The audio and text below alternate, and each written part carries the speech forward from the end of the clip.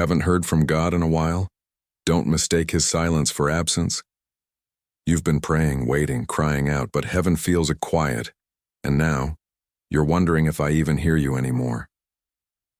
But what you call silence, I call stillness before the miracle. What you call delay, I call preparation. I'm not ignoring you. I'm arranging what you're not ready to see yet.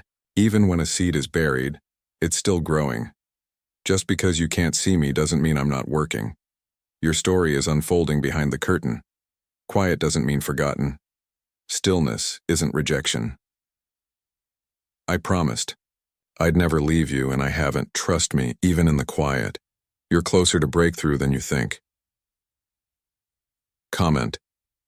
I trust you in the silence. Share this with someone who's waiting on God.